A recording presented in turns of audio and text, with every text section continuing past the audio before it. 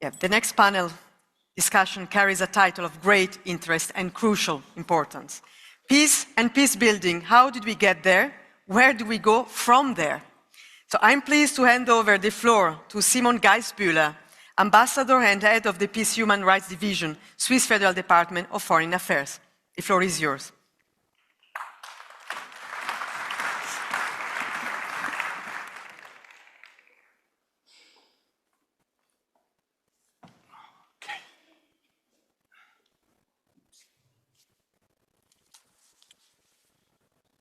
Thank you so much, and welcome to the last panel, Peace and Peace Building. How did we get here?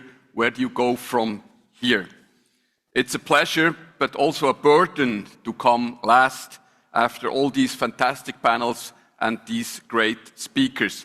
I think some of you might be also a bit tired after these 2 intensive days. So we decided to spice it up a bit and to be provocative and to be as quick as possible and hopefully instill some doubts, but also some positive thoughts at the end of this outstanding forum. I have 3 brilliant panelists with me who will help me to do exactly that.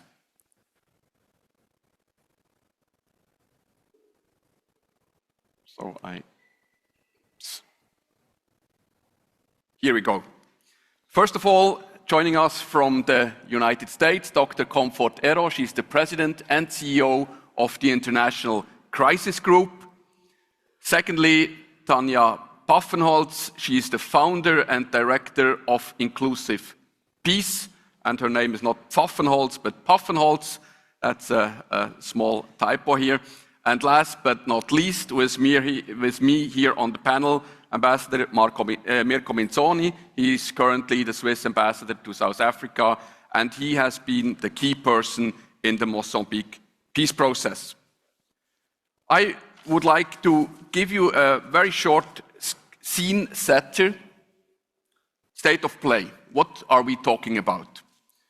There are more and more conflicts in the world. We have heard it throughout this forum. The conflicts last longer. They are more protracted. We have also seen a return of large-scale interstate war in Europe with hundreds of thousands of casualties, mostly military casualties. We see more and more intrastate conflicts, and this adds to the complexity. We are in a polarized and fragmented international arena. The room for compromise is shrinking due to maximalist goals and massive violations of human rights and international humanitarian law. The success rate of comprehensive, and I underline comprehensive, peaceful conflict resolution of big peace deals is decreasing rapidly.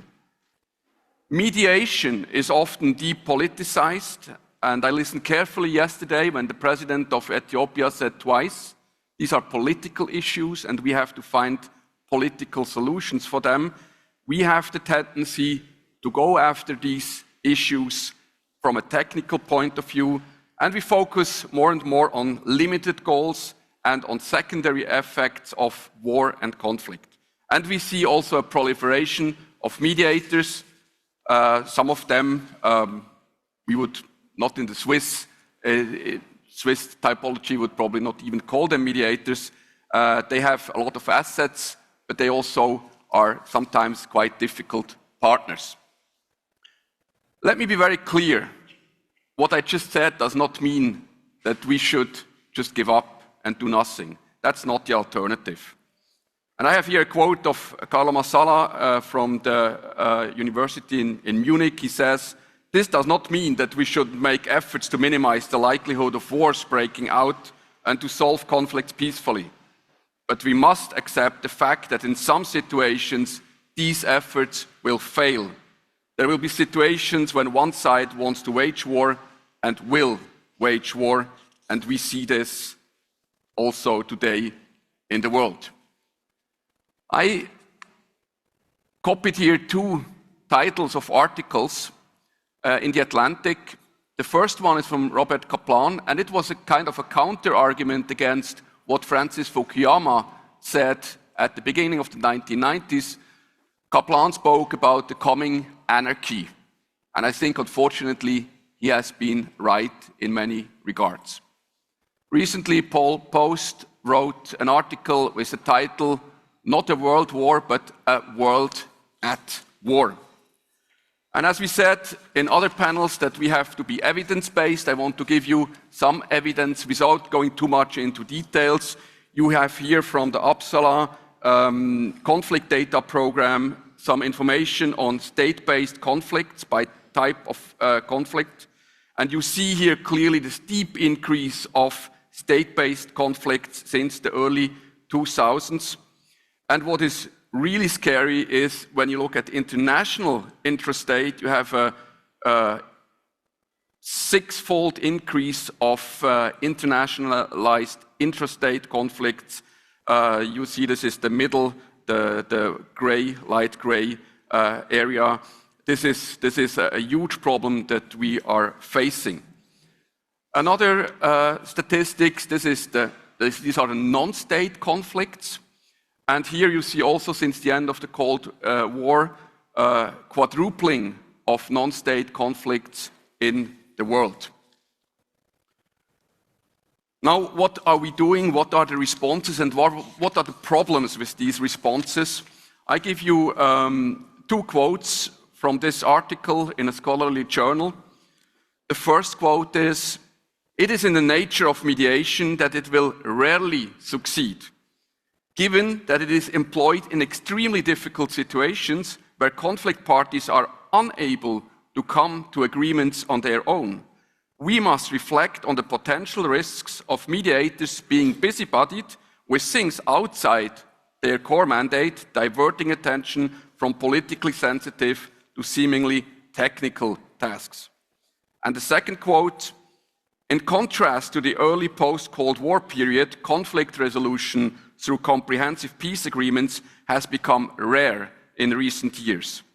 In a context of increased geopolitical rivalry and frequent conflict fragmentation, coupled with an oversupply of mediation, mediators are, in practice, increasingly reaching only more modest goals, such as local ceasefires or prisoner exchange agreements."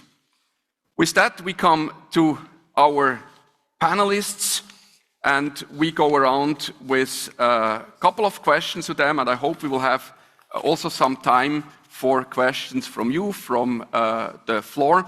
We will start with Eero, Comfort. Hi, Comfort, it's great to have you here. How are you?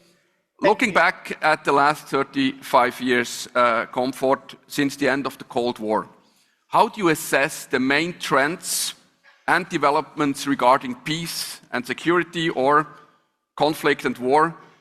How did we get to where we are today? Thank you, Simon, and sorry I couldn't join you physically. I'm not too far away from you. I'm in London today. I just came back from the US, but thank you. Simon, as you were giving your introduction and now just listening to your question, I mean, you've actually answered a great deal and provided a number of sort of trend lines that explain how we got here today. And when you sort of look back, at the last 35 years, trying to assess, I mean, there's no overall explanation, but some of it lies in what you've just said. I mean, yes, indeed, the 1990s, the noughties, 2000 onward, is often sort of described as sort of the glorious period of peacemaking, because what was unique or what was specific after then, and you sort of implied it, was that there was a sense in which there was a string of peace deals that accompanied the end of the Cold War, and it was also an era that promised a lot. We've got the creation of the peacekeeping department. You had a very vibrant leader in the guise of Kofi Annan. The United Nations sort of reigned ascendance, and you had, a number of crucial, important leaders at the helm of government. So Clinton in the US, Tony Blair here in the UK, and there was a sense in which liberal interventionism, democracy, human rights, those core norms were the focus and the framing. I mean, even our president at the time for Crisis Group, Gareth Evans, part of that cadre of leaders who redefined the way in which you think about intervention, and with the whole agenda for peace as well. So there was a period of boom, a period of optimism, and even if some of those peace deals were flawed, so example, Simon, Bosnia, because 25 years or so after, Bosnia is back on the agenda. What was also unique about that period was that the peace deals appeared, or gave the appearance of, being reasonably sustainable. So you made reference to Mozambique. And ultimately, for an organization like Crisis Group, which was born in the immediate sort of post-Cold War years, the crucial thing for us was that these peace deals ultimately stopped the brutal fighting. And these peace deals came also at a time when we said never again after Rwanda. It was the end of apartheid in South Africa as well. But that was then. Today, the picture is very, very different. In the last 15 years or so, I can't point to any credible peace agreement, peace deal beyond Colombia, and also the other sort of big one that my colleagues remind me about is in the Philippines with the Bangsamoro. But those are the two most significant. Now, you may ask me, why haven't I put Ethiopia in that category? That wasn't a peace deal. That was a victor's deal. And then it was massaged by another supplementary deal in Nairobi to deal with certain things that needed to be settled. But what have you seen instead, Simon? What you've seen instead is wars ending through military victory. So we can point to Nagorno-Karabakh, the reclaiming of Nagorno-Karabakh by Azerbaijan. Then you saw the Taliban rolling triumphantly back into Afghanistan. And then I've already mentioned Ethiopia. Now, I was interested in what you said about mediation, and your citing Prime Minister Abiy. So there's still a lot of diplomacy, I would argue, that we still see diplomacy, but diplomacy that doesn't result in peacemaking. So it's diplomacy in a sense that is technical, dealing with the symptoms of the conflict, like the Black Sea grain deal, and dealing with prisoner swaps in the way that you highlighted. Now, at the center of this problem, at the center of the crisis, and why Crisis Group headlined 2024 as an era of sort of peacemaking, is not about primarily about the practice of mediation in the way you were hinting at, or not necessarily about the diplomats involved, again, in the way you were hinting at, but it lies, I think, squarely at the door of geopolitics. And we're in a moment of flux, I would argue. We are seeing constraints, and we're no longer seeing any guardrails. The era of the 1990s was very much defined by certain norms: peace and justice, accountability. We're seeing all those key principles that guided leaders, that framed the United Nations. They're also collapsing in the name of a conquest, in the name of ethnic cleansing, and we're seeing all those principles collapsing. And just one more thing from my side, Simon, that I would add to the menu of issues that you outlined in your introduction. For me, I think at the heart of this is the fact that this has all come in the name of a certain few events. It's come as a result of the war on terror. And I think Syria is the key turning point for me, where we saw the dismantling of all the core principles that shaped and guided international community. Then there's the 2010s geopolitics at the time of the Arab Spring, and I would put Syria again in that category. And then when you look now today, what is the big challenge? It's not just a questioning of the principles. It's not just the smashing up of human rights and democratization, but it's also a systemic competition about the future of the security order. And there's a big battle right now about what kind of international system and what framing would guide the international system. So you're seeing the major powers themselves are at the center of a clash. So you've got the West and Russia, the challenge for European security. You've got US, China, the Pacific and Asia, and conflict management has been compromised at the high altar of this geopolitical shift. And so you're seeing diplomacy subtly, but you're not seeing deterrence. And then the bandwidth to manage all the major crises, Sudan, Ethiopia, Yemen, is really under strain as well. So, and then to add to that, my final word, Simon, to add to that, we talk about the multiplicity of actors, but it's a multiplicity of actors who have a different set of values and who are competing and challenging the international order. And to borrow what one of our board members says, we are in an era, we are in between two world orders, and how we get out of that and start to rebuild the system is a real challenge. And right now, the empirics suggest more war and less of those wars ending through negotiation. So I'll stop there, but I wanted to add more to the gloomy picture that you provided to explain a very depressing trend line and everything appearing to go in the wrong direction as we speak. Thank you, Comfort. My question was very unfair because it was so large, and you did a great job in unpacking this difficult questions, giving us so many things to think about it. Tanya, we come to you. Of course, peace building also underwent a dramatic change in the last 35 years. We have seen, and Comfort has alluded to it, phases of expansion, of optimism, of certain successes also. But we have also seen phases of self-doubt, of massive failures. Could you give us an overview of the peace-building landscape of the last 35 years? How did it develop? And again, how did we get to here, to today? Yes, thanks a lot, and greetings from Nairobi. To add to what you and Comfort said, the starting point for peace building, as Comfort rightly said, was the euphoria phase in the 1990s.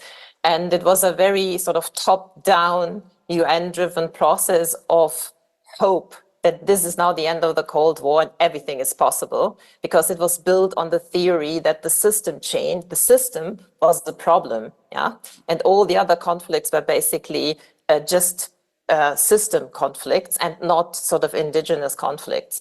And what we have seen then is a system built around one big theory of change.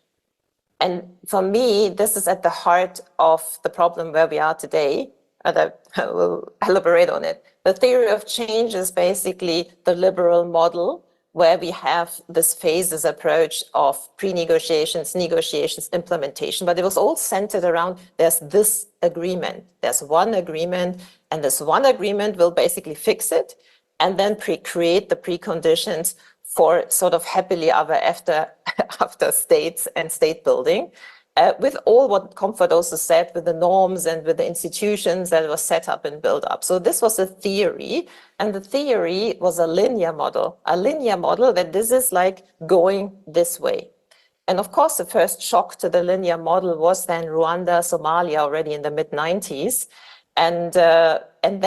But this was kind of a shock in the system, but it doesn't change the approach. And then what we have seen is a massive amount of turn to the local turn in peace building. So basically the internationals alone can't fix it. We have to rely on the locals. We have to do, and it was followed by what I call the inclusion turn in peace building, where a lot of focus on women, peace and security agenda, later use. But it was still within the framing of the linear model. So we add on women, we add on youth, we add on other marginalized groups. It was all around the framing of, it's still in that model. It's not a parallelity or something else.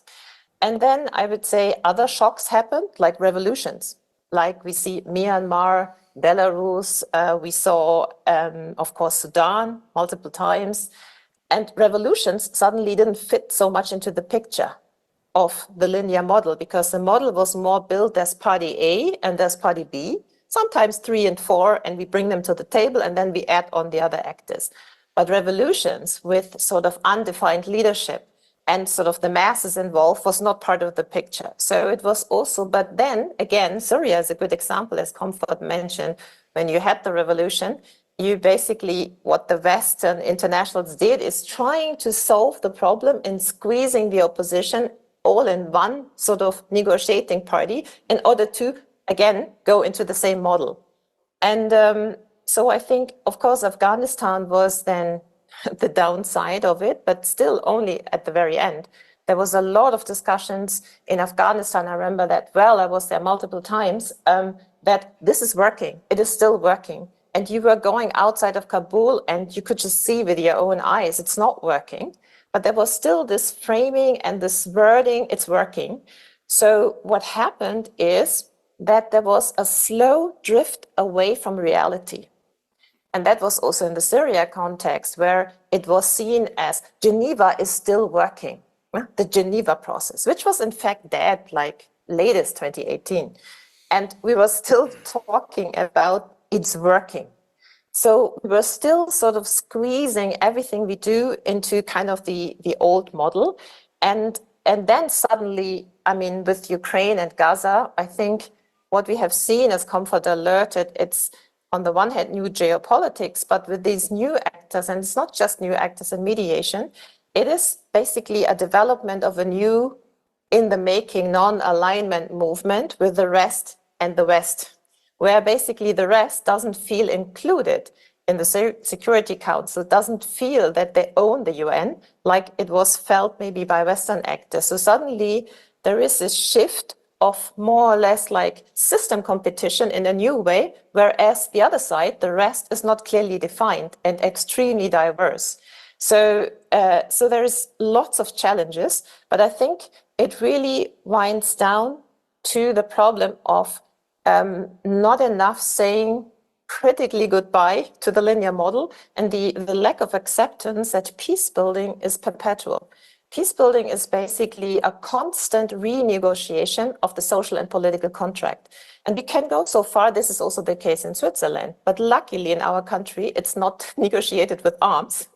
But there's always societal change and political change that needs to be renegotiated. If you see it like that, there's multiple spaces, and we have seen also other formats of track 1 processes, like you mentioned Ethiopia, there's a national dialogue going on. National dialogues have become quite popular in the last like 10 years, even before. But other formats of more localized national process that cannot be squeezed in the traditional model, but they're there. And they're often more inclusive, but some of them are also very co-opted. So it depends like how they are. But we have seen new modalities of peace building, but we had the Western international community has had a bit of hard time how to basically put it into the model and critically reflect on it and see peace building as this perpetual process that is not just one process, but this repetitive processes where you have gains and you have basically challenges. And when you have setbacks, you're going to go back maybe in another process. And I think this different view of peace building as perpetual or as linear, I think is for me, at the heart of the problem. Thank you. Thank you so much, Tanja, for this tour de force. Very interesting, and we will come back to some of what you said for sure later on. Mirko, we don't have many good examples lately of successes of comprehensive peace agreements. Colombia is one example, also with its setbacks and its issues. We had yesterday a panel on Colombia. Mozambique, I think, is another positive, good example. You were at the very heart of this process. Why did Mozambique work? Thank you, Simon. I think that first, it's true, Mozambique went against the global trend. We were capable to negotiate and then implement an agreement, but It is important also to understand that the success in Mozambique didn't come overnight. It was quite a long journey. I was lucky to spend 7 years with a great team that today is still ending, let's say, the implementation of the Maputo Accord, and probably they are watching us, so I cannot lie too much. But what is important, what I'm saying, 7 years is important to mention that because these 7 years, they allowed a continuity in between the mediation and the implementation of the agreement. This was quite important and a key factor in the success of the peace process in Mozambique. I was also lucky of having the chance to start the mediation in a bilateral frame, was Switzerland. Switzerland as an actor recognized as neutral and not having an hidden agenda. And the big advantage was really the big flexibility given by the frame of being in bilateral and the chance of having the possibility to keep very private and protected the environment, the space for the negotiation. That was really very important for us at the beginning in the 3 years of negotiation. I remember that in the first 3 years, no one in Maputo knew that Switzerland was existing. There was a negotiation going on. There was a contact group that was established. I was the president of this contact group that was supposed to accompany a negotiation that nobody knew exactly what was going on exactly, but we were supposed to accompany that negotiation. But what was incredible is that just in 2016, before signing the officially ceasefire, the colleagues, they understood, but that man was the man really negotiating, was not just the president of the... So this start in bilateral is quite exceptional, I think, in a negotiation like the one of Mozambique. Second point then was to move from the bilateral to the multilateral. This move, which is quite unique in the frame at least of the United Nations, never happened according at least to the Secretary General.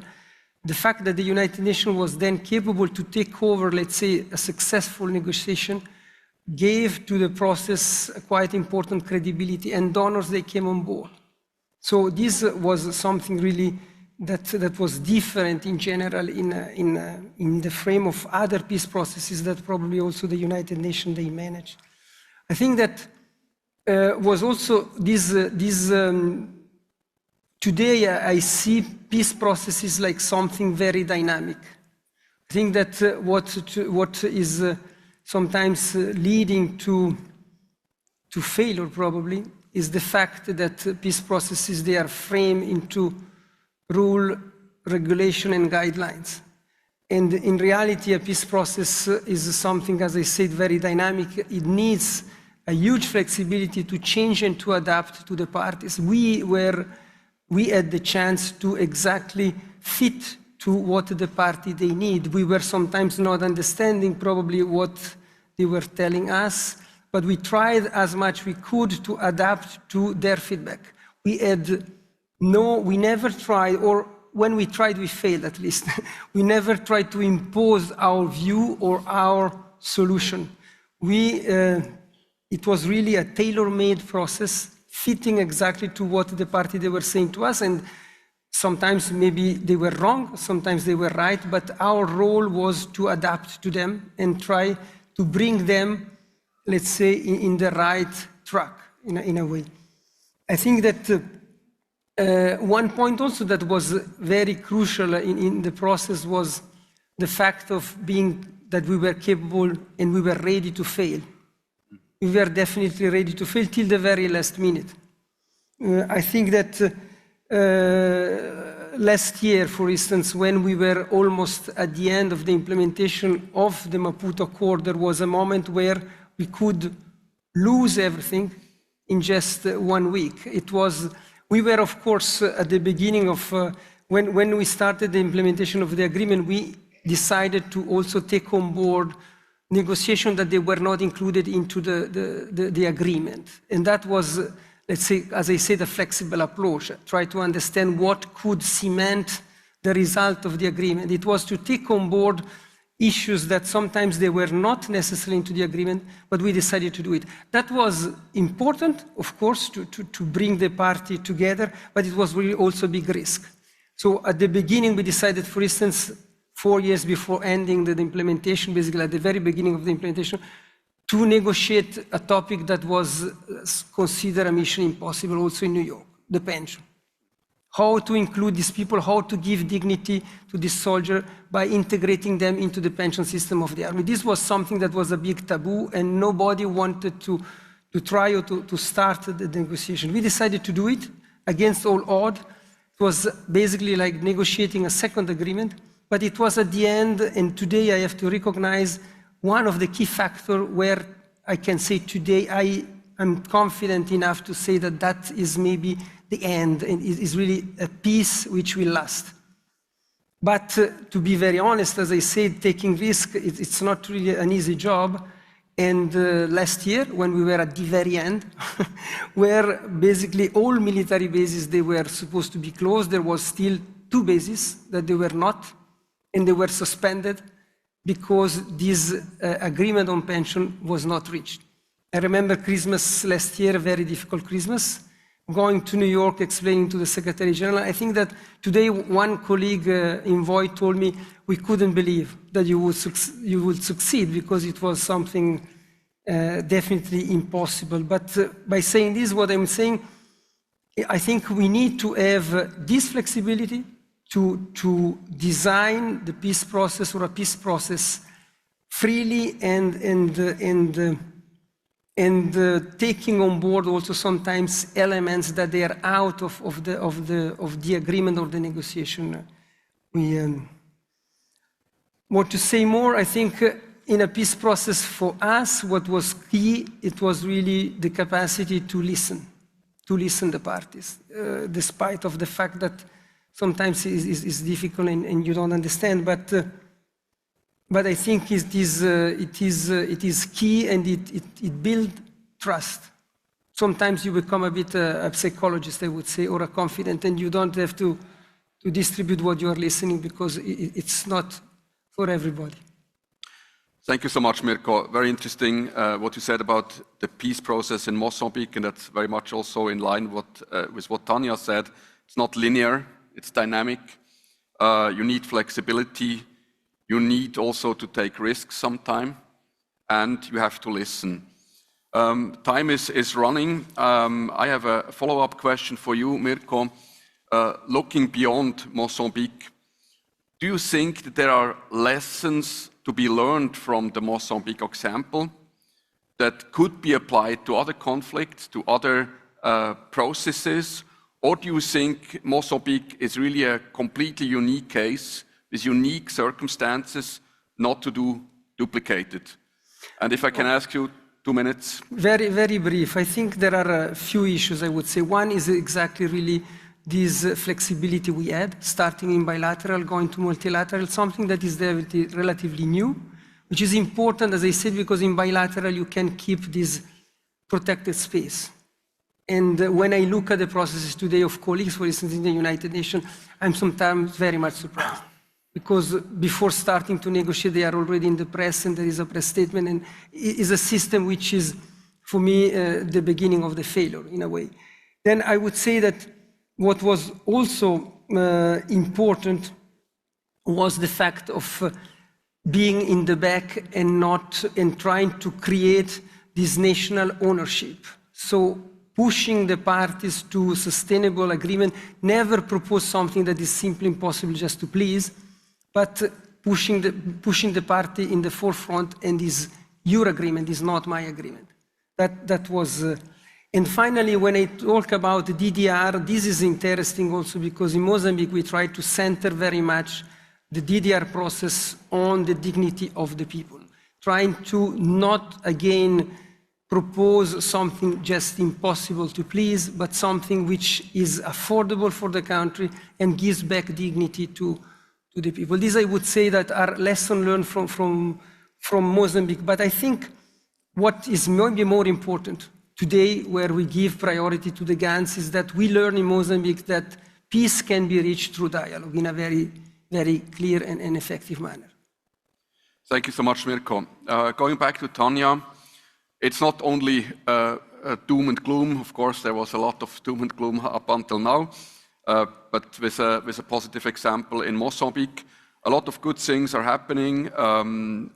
There is impactful work in the peace building done around the world. When you look around the globe, Tanya, at different conflict contexts, where do you see positive examples of peace building? Yeah, that's a good one. Because what is positive and what is success? And if we see it as you see, I have this like more perpetual understanding of it. I give you 3 examples which might astonish you. One is Kenya, the other one is Ethiopia, the other one is Sudan. So Kenya, I think, is a positive example in that sense. It had, as you know, a series, basically every Kenyan election is on the brink to turning violent. And this has started with the big violence in 2007 and 8, and every time it was on the brink. But it never went back to the 2007 and 8. And why is that? Because there were real big efforts on the national level, on the local level to prevent that violence. Whenever there was a crisis, and there was almost every time a crisis, not in, so much in the last one, but in all the ones before, there was really an effort in prevention and really then also in crisis management, involving eminent people in Kenya, involving the religious leaders in Kenya, and the media as well, who has really tried to play a much better role than in 2007-8. And this has led to the fact that the last elections were the first ever elections in Kenya that were not driven by ethnicity, but by substance, by campaigns that were run on substance. I think this is a really good example. So why I'm putting Ethiopia on the list, that might astonish you. Because I think Ethiopia is, of course, in a very fragile situation, and we don't know what will be the next 5 years or so. But what is happening is that we see this parallelity of basically an understanding, so that Comfort rightly said that Tigray was a military victory and not a dialogue process. It was a military victory followed by a dialogue, determined by the victor. But we see that all the other conflicts, and Tigray was a manifestation of other conflicts, and basically the big challenge of the state. What should the state look like? Yeah? Which is a federal state, a unitary state. So it's a manifestation. So we have all these other conflicts blooming, but there's also a national dialogue in parallel. It's very slow, but it's very broad-based. It's very much sort of driven also by an agenda to be very open to the agendas and look into the root causes of the problems in the country. If that will be successfully ended or not is a very different question, but it has changed the sort of the narrative of finally Ethiopians can express themselves, can say what the problems are in an open manner. And I think this is a positive trend, while there's an acknowledgement that it is hard to integrate the armed groups that are still fighting, but at least there's also a discussion on how this could happen. My last example is Sudan, which also might astonish you. I think what is fascinating in the Sudan case at the moment is that we might see a new model of peacemaking, which is that we see that there is the Jeddah process with the armed actors, the 2 main armed actors, facilitated, mediated by the US and the Saudis. And there is a civilian political process, which is various platform of civilian actors that are also supported by the region plus the international community, to basically come to a new constitution, probably a government. So this is a very different sort of model as compared here. We have the process with the armed actors. How can we integrate the civilians into this process? But it's rather turning it upside down and saying, here is the civilians that try to come together and struggle very hard to do so. But the inclusion question is what to do with the armed actors. How can those processes be connected so that the armed actors are not co-opting the civilian space? Plus an acknowledgement of the geopolitical consequences that are there, where a number of actors are trying hard to get the different geopolitical actors into play as well. So I think this is a very interesting case as well. I'll leave it like this. Thank you. Thank you so much, Tanya. Fascinating. We go back to Comfort, to London. That's always a bit the problem when you prepare these questions beforehand, and I read the question now, but I think we have already to a certain degree answered it. So Comfort, feel free if you would like to give your comments on some of the previous questions, do so. I was interested to ask you if we don't simply measure the wrong things. Is the goal to achieve comprehensive peace agreements through mediation and negotiation simply no longer possible today? And of course, if we count the big peace deals, there is almost zero, so we fail. But is this really the good measurement, the good indicator? Or to ask you differently, what is success in peace building? Thanks, Simon. And my eyebrows raised when Tanya listed the three examples, and I will completely agree with her on Kenya, and I will say that is a very pragmatic reading on Sudan and Ethiopia, and that sort of gets to your question, Simon, because as Tanya was speaking and using the case study of Sudan and Ethiopia, I was saying, okay, this is a very realistic reading of the realities that we're seeing today, particularly in Sudan, but we don't want to lower the bar too low in terms of what we want to achieve, the goal, but also keeping an eye on what Ambassador Mazzoni said about working with the dynamics and the realities and the interests of the key players. Because at the end of the day, regardless of what civil society is thinking, regardless of the peace that they're trying to construct, regardless of the efforts of trying to get an inclusive peace, at the end of the day, on the battlefield, what is being debated is elite deals or war. And it's in that mix that you have to figure out what you can achieve. And it's in that framework you have to define what your level of success means. For me, the immediate level of success, Simon, is about stopping the fighting. Mm-hmm. And if that's our definition of mediation and sort of a successful, I wouldn't even say peace building, I'd say peacemaking, we're not there yet in Sudan. Because, 20 years on, quite frankly, we're seeing the return of genocidal type proportion fighting in Darfur. We're seeing violence, the numbers of displaced, the numbers of casualties in Sudan is beyond proportion. So I would say that we've got to be clear on what our matrix, as you said, is, Simon. And quite frankly, there's the elite deal or war, and then there's a need to stop the fighting, deal with humanitarian access, and it's quite important, given what Tanya said, Simon, that this weekend in Paris, Sunday and Monday, there's an important conference, humanitarian donors conference on Sudan, and the big issue at the table still is how you get the two parties to agree on the fundamentals, and the fundamentals for which they went to war hasn't changed.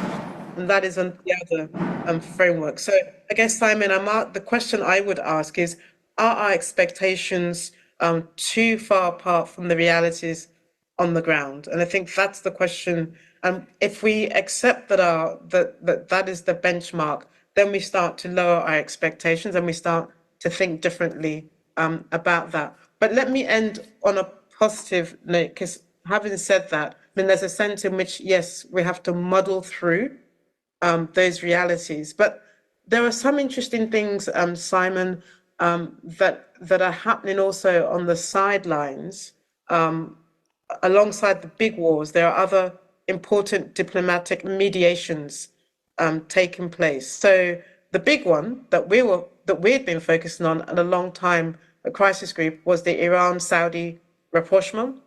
And that was a result of sort of Iraq, Omani, Chinese mediation. That's an important one, and it was statecraft at its best, and an important effort to dial down the rivalry. So that's an important one, to sort of think through how to prevent further tensions between a number of Arab states and to prevent regional war there. Another one, and I think it was clarified because of what was going on in Ukraine, was Turkish and Greek leaders, for example, both fresh from elections, were very much spooked by Russia's invasion in Ukraine and have sought to mend ties and strains amongst them. And so let's see whether they can continue that mediation process in the Aegean Sea.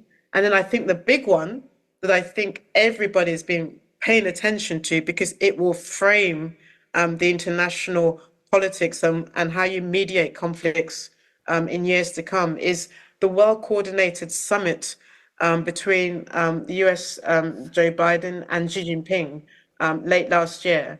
And that itself took a lot of the stresses out of sort of the geopolitics. We're not out of the doors yet, but it's enabled a calming of the waters in the Asia arena.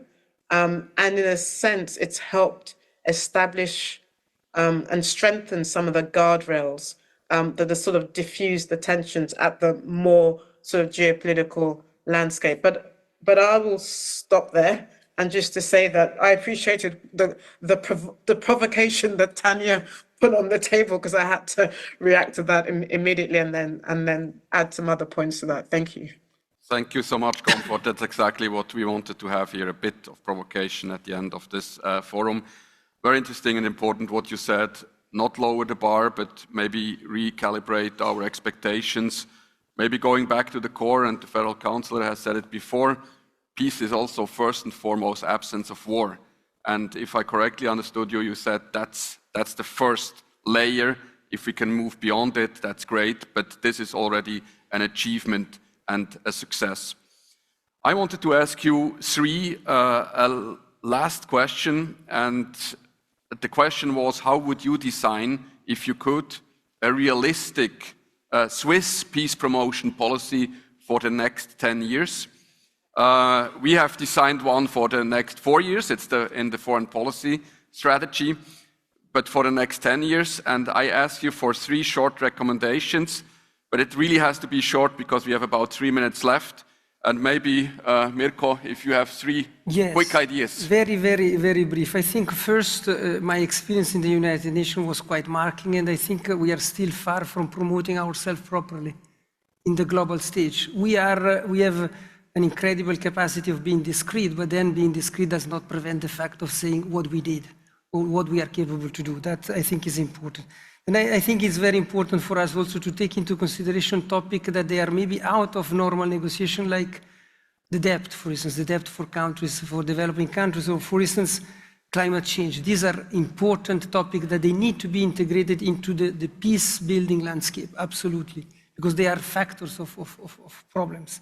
And finally, I think that we have to, as Switzerland, to continue to strengthen our peculiarity, the fact of being neutral, the fact of being flexible. And when I'm saying flexible is really important, because I can tell you that in building peace, this flexibility, the fact of also having fast financing, for instance, is not given in peace processes. Tanya. Yes, first of all, higher the goals, not lower the goals. And I'm not just talking on Sudan, we do that on a separate track. But in general, really don't going down to the minimalist approach, but saying what does a higher goal mean? And in line what Mirko said, really looking into what the Swissness is in it, and neutrality is certainly one, but the other one is really like, what spaces are out there that Switzerland can successfully influence and impact from the experiences on the ground, and not only having the UN as a target, but having also development spaces like OECD, DAC, having spaces like the African Union, regional organizations, and also, most of all, having spaces, creating spaces with a sort of new actors to create platforms and using the Swissness for this, create platforms for this emerging dialogues between the rest and the West, and playing a key role in it. And through that also having a reflection. In order to do this, I think 2 things are needed. One is a bit of a critical intro perspective. What has not worked, and maybe also going a bit outside the box and saying what else can we do besides what we have already done and where we know we do well, but also assessing what is peace building on the national level these days and on the geopolitical level, and where do we want to tap in in order to influence. And what is also needed is going back to, I think, a bit more intensively to where we were in creating more coherence between the different parts of the Swiss government in basically moving forward, because peace building happens in so many different spaces and not all of them are diplomatic. And that's not the local level, but it's like different formats of national level, and being more flexible and being professional and flexible and really defining entry points in a flexible way. Thank you. Thank you. And last but not least, comfort. I agree with both my panelists. I think they were right. I'll just be very specific. Simon, there's a cast of characters out there today who are doing mediation. I think the more we can work out how the likes of Turkey, for example, Saudi Arabia, how they are operating, would also make mediation more effective. I'm not even talking about coordination, just to be more effective in how you sort of communicate to one another. Number two, picking up on, I think, as what the ambassador was saying, is the need to recognize how to explore more iterative processes that could lead to something more sustainable. So, the first step, get to a ceasefire. I mean, the Swiss, you have considerable experiences about how to shape that process. So building off of that, how you then create preliminary deals, and then recognize that the process is very iterative. And again, I think that the Swiss, you have significant experience on that. And then I think, the one thing that I know a number of your colleagues are concerned about, Simon, is that, we're not saying don't hold on to your values. We're not saying that the values that shape and have shaped your mediation are no longer valuable, but it's to recognize how they operate alongside other values, but also how you balance those values and the desire around inclusion, justice, how you balance them alongside other important short-term goals to get to that deal and to end the fighting. So I would say that that's how you should continue to design, and well done to Switzerland for also being an important champion for mediation and not letting go of that as an important framing. Thank you so much. Time ran out. It has been a fascinating discussion. There were also a lot of interesting questions from you. I'm very sorry that we can not address them because, as I said, time ran out. Please give a round of applause to this great panel. Thank you so much.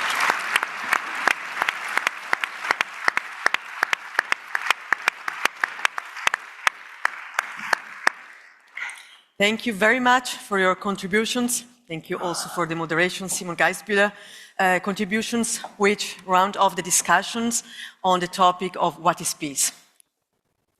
And as the event is coming to a close, we'd like to welcome the President of the Council of the States from Switzerland onto the stage. And she also didn't have to travel very far because she's from Basel herself. Herzlich willkommen, Eva Herzog.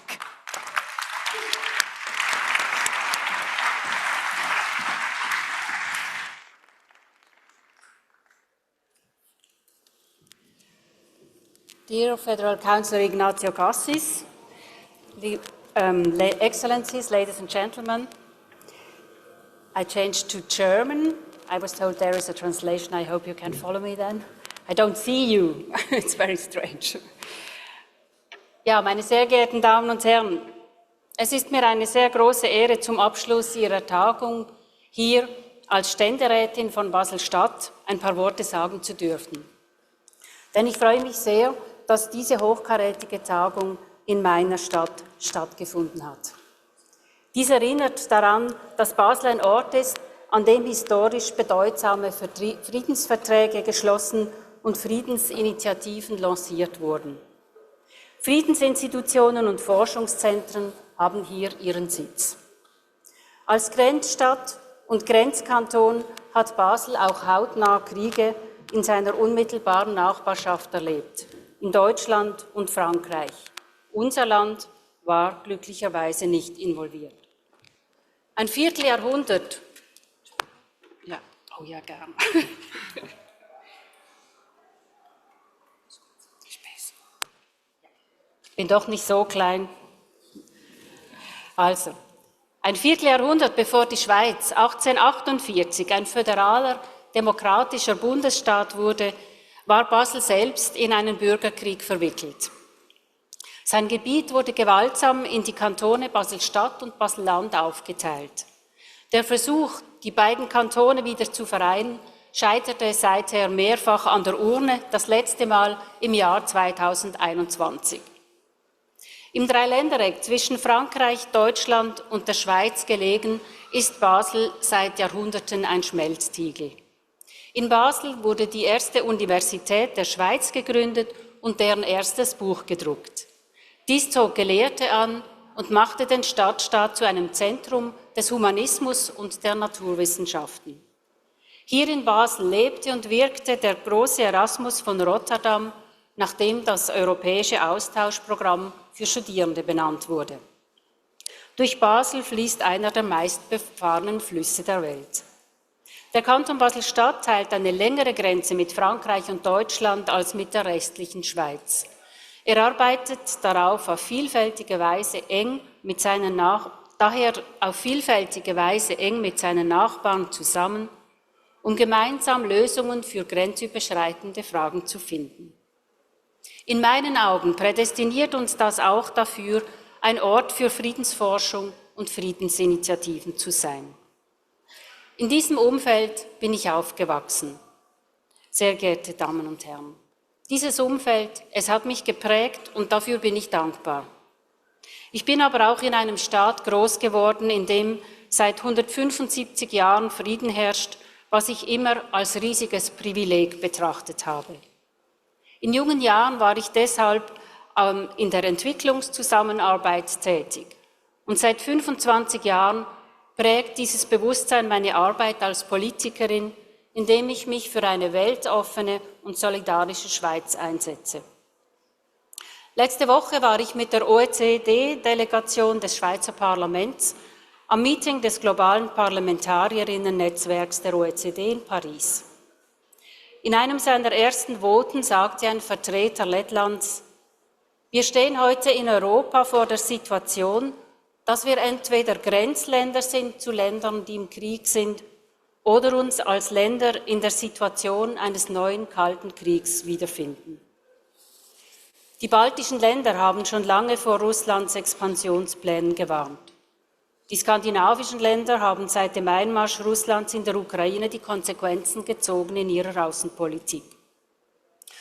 Und wir in der Schweiz diskutieren nun seit 2 Jahren über das Ausmaß unserer humanitären Hilfe, über die Möglichkeit indirekter militärischer Hilfe, über unsere eigene militärische Aufrüstung, über die Zusammenarbeit mit der NATO und über die Definition und Ausgestaltung unserer Neutralität. Die Neutralitätsdiskussion ist wichtig, sowohl für unser Land wie auch für die Dienste, die unser Land der Weltgemeinschaft erbringen kann. Ich habe die Ehre, für ein Jahr den Ständerat zu präsidieren und habe diese März dazu genutzt, mit einer Gruppe von Parlamentarierinnen und Parlamentariern den UNO-Sicherheitsrat in New York zu besuchen, in dem die Schweiz ja für 2 Jahre gewähltes Mitglied ist.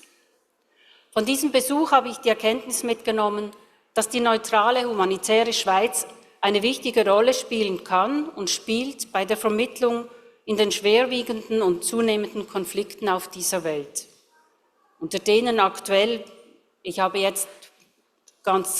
nur leider konnte nicht lange teilnehmen an Ihrer Konferenz. Natürlich gibt es viele andere Konflikte, aber auch speziell im Fokus stehen zurzeit natürlich die Ukraine und Gaza. Die Reise gab uns Gelegenheit, über die UNO nachzudenken, über den Sicherheitsrat, über die Krise des Multilateralismus und die vermeintliche Hilflosigkeit seiner Institutionen. Mich hat die Reise klar in der Überzeugung gestärkt, dass diese Institutionen als Plattformen für das Gespräch weiterhin enorm wichtig sind und dass die Schweiz hier auch eine Rolle spielen kann und dies mit ausgezeichneter Arbeit auch tut. Denn was ist besser, als miteinander immer wieder das Gespräch zu suchen? Gibt es eine Alternative? Meine Damen und Herren, noch nie gab es auf der Welt so viele Konflikte und Kriege wie heute. Friedenssicherung und Friedenserhaltung ist vielschichtig und kompliziert, das muss ich Ihnen nicht sagen. Umso wichtiger sind Initiativen wie diese Konferenz für die Friedensförderung und Ihr tägliches Engagement, meine Damen und Herren. Sie setzen sich dafür ein, den Boden für ein friedlicheres Zusammenleben zu bereiten. Sie tauschen mit den Menschen vor Ort Erfahrungen und Wissen aus. In den letzten 2 Tagen haben Sie hier an diesem Forum über Wasser gesprochen, über Rohstoffe, über Sicherheit, über Kommunikation und über die Rolle von Frauen bei der Konfliktbewältigung. Auch dazu war mein Aufenthalt in New York sehr lehrreich. Friedensschlüsse, an deren Vermittlung Frauen mitarbeiten, sind nachhaltiger.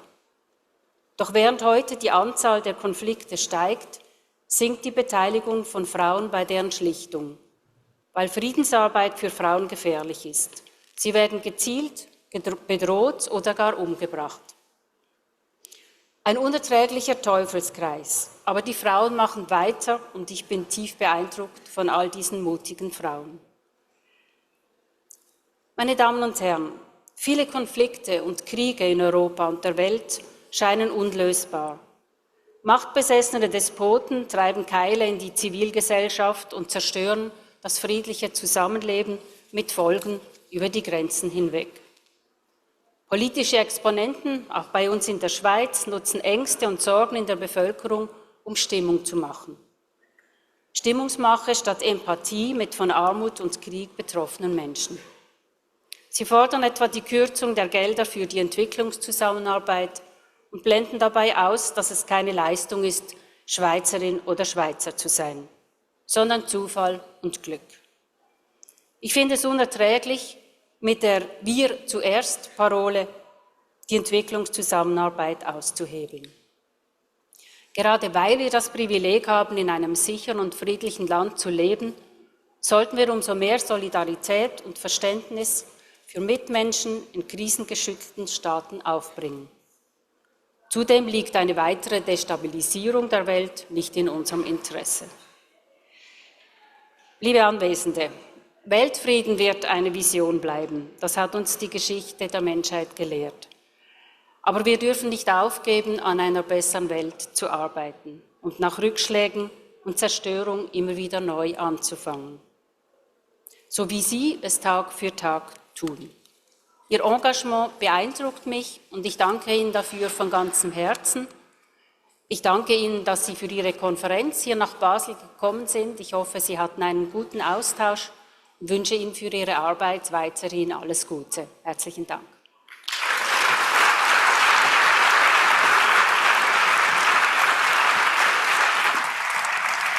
Herzlichen Dank.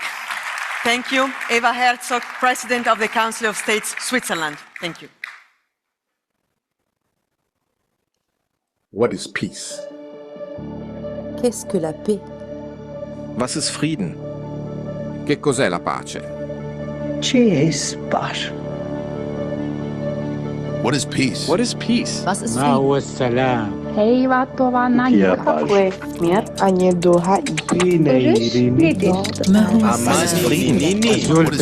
Was ist Frieden?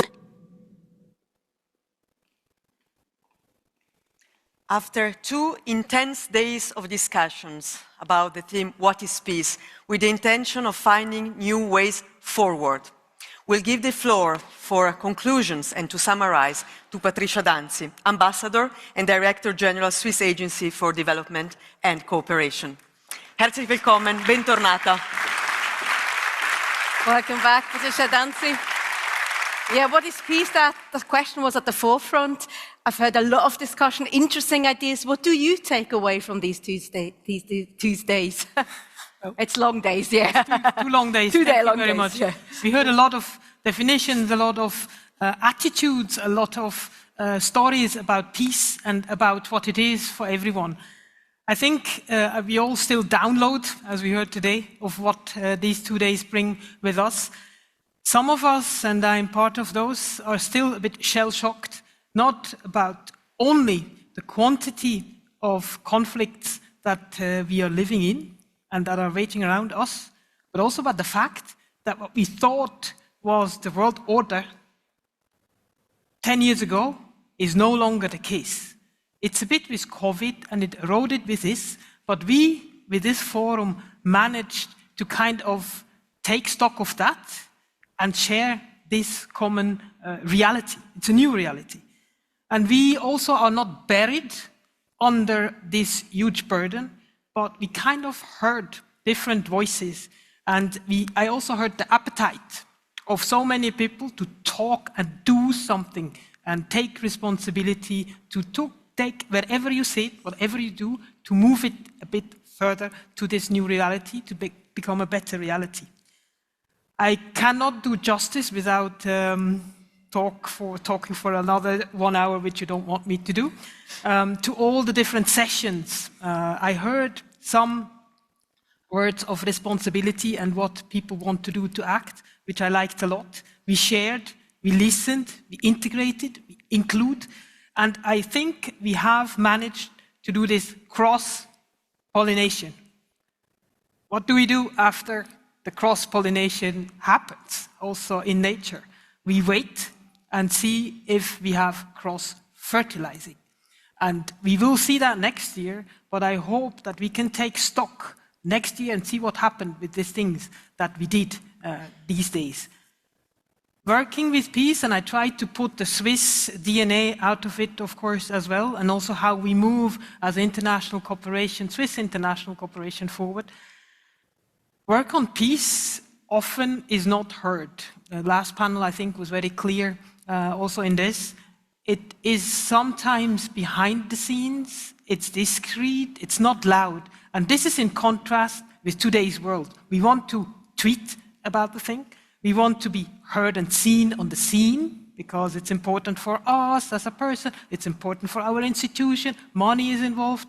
Peace building takes time, and it's not, you cannot conceive this. There is a tension there. Switzerland, I think, is well positioned to take on this tension. And we're also well positioned in the preventing of conflicts, the prevention work. We have heard several concrete examples from Mali, from the Sahel, Benin, and others, how it can be done and how it can be adjusted to these new realities. You also, Eva Herzog, mentioned women. We heard it from the start to the end. Maybe like for this forum, women should have, when we talk about peace, the first word and the last, and be integrated in between as well. When it's about building a bridge between societies, between two different ideas, women can be the pillar for this bridge. They can also walk over it first, sometimes, and meet in the middle. We can also test the mindset that we are in. We have youth, awards, ideas, willing to do more differently. And I think that also is a very particular outcome of this forum, which we also need next year to see what happened with it. Because it's good to do, but then what did it do? It's also important to say that we have takeaways in which you all participated. The takeaways will soon be online for the future, for the present and for the future. Okay, thank you. So maybe, we cannot conclude a fora without thank yous. So first, Katrin, vielen Dank, grazie, Giada, for you, all of you.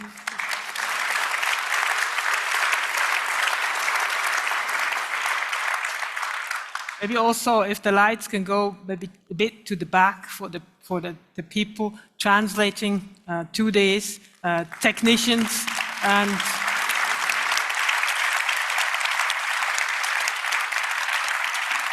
maybe the people on the forum preparation. Can you maybe just stand up, the ones that were involved from the team, that you can see you that were behind the scenes. So the ones that don't be shy.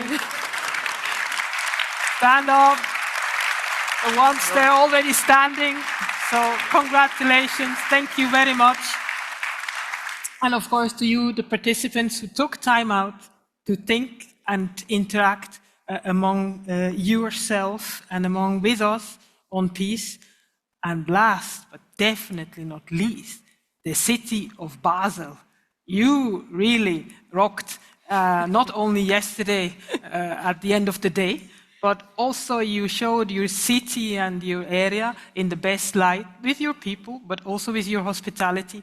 Thank you very much for this. Now yeah.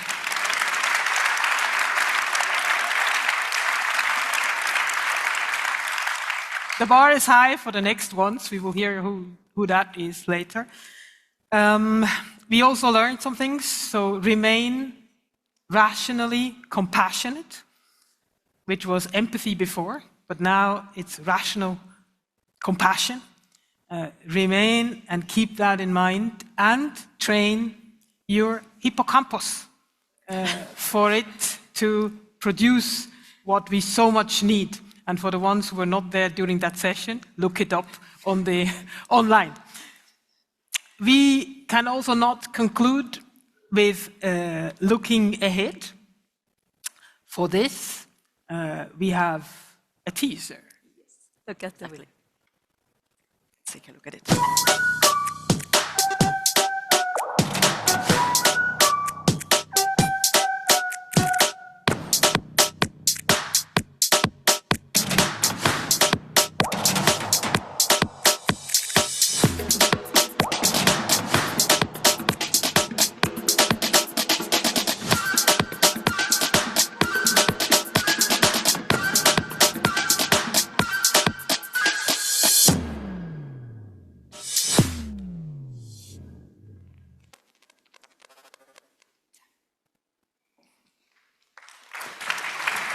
So the cat is out of the bag. Zurich's going to be the next IC forum in February already. Would you like maybe to say a little bit about the topic there also?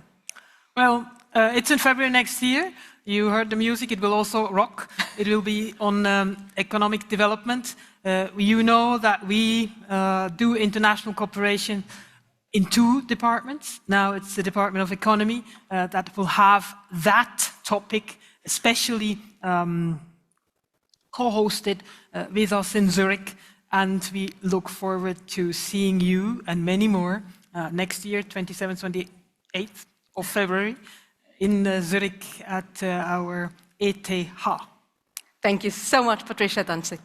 Thank you, Patricia Danzig. Have a safe trip back wherever you go. Thank you. So the time has come to say goodbye. Thank you very much indeed for your participation here in Basel and online, of course. Ja, vielen herzlichen Dank für Ihre Mitarbeit und haben Sie noch einen schönen Abend, vielleicht auch noch ein paar Stunden hier in Basel. Grazie di cuore per la partecipazione. Arrivederci a tutte e a tutti. Okay,